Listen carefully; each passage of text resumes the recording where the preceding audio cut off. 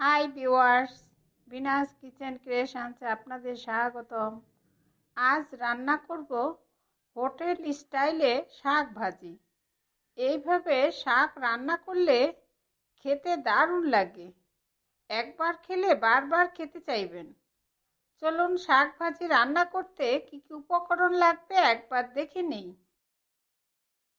এখন দেখুন, এখানে 1 আঁটি কলমি শাক রয়েছে।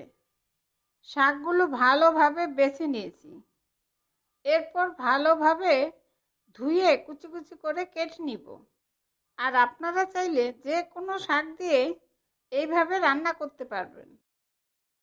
এখন দেখুন, কলমি শাকগুলো কুচি কুচি করে কেটে নিয়েছি। আর রয়েছে 2টা ডিম আর একটা আলু কুচি কুচি করে কেটে নিয়েছি।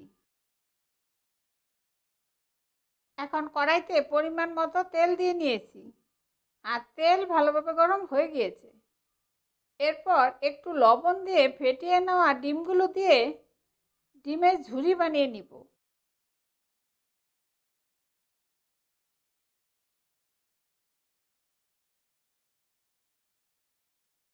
এখন ডিমগুলো ঝুরি করে ভাজা হয়ে গিয়েছে। আর কড়াইতে পরিমাণ মতো আরও 2 টেবিল চামচ পরিমাণ তেল দিয়ে নিয়েছি আর তেল ভালোভাবে গরম হয়ে গিয়েছে। এরপর দিব একটা পেঁয়াজ কুচি, 4-5 কোয়া রসুন কুচি আর 2টা শুকনো মরিচ দিয়ে পেঁয়াজ ও রসুনগুলো হালকা গোল্ডেন ভাজা হওয়া পর্যন্ত অপেক্ষা করব। এখন পেঁয়াজ ও রসুন কুচিগুলো হালকা গোল্ডেন করে ভাজা হয়ে গিয়েছে। এরপর আলু কুচিগুলো দিয়ে 3-4 মিনিট অপেক্ষা করব, আলুগুলো হালকা ভাজা হওয়া পর্যন্ত।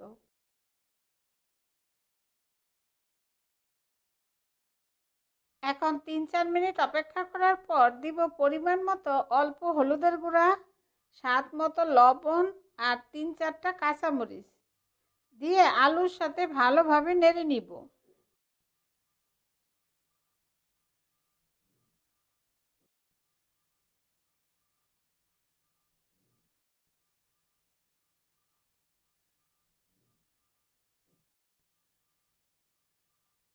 এরপর কেটে রাখা শাকগুলো দিয়ে ভালোভাবে নেড়ে ঢেকে 5 মিনিট অপেক্ষা করব, শাকগুলো সিদ্ধ হওয়া পর্যন্ত।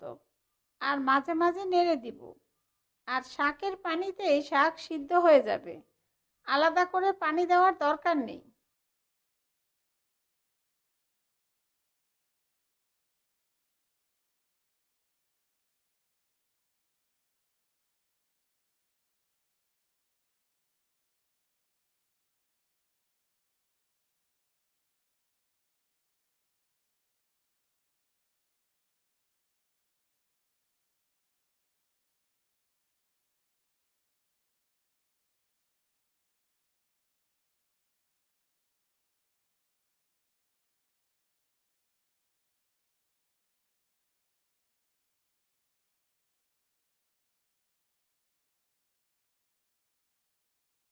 এখন ঢেকে 5 মিনিট অপেক্ষা করার পর দেখুন, শাক আর আলুগুলো সিদ্ধ হয়ে গিয়েছে আর শাকের পানি সম্পূর্ণ শুকিয়ে গিয়েছে।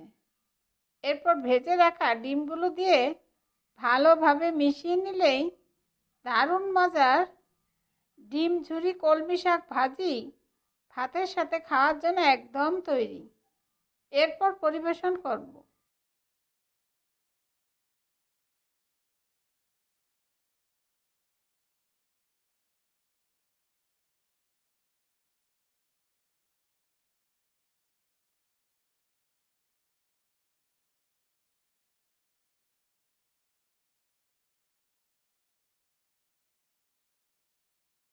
তৈরি হয়ে গেল দারুণ স্বাদের শাক ভাজি।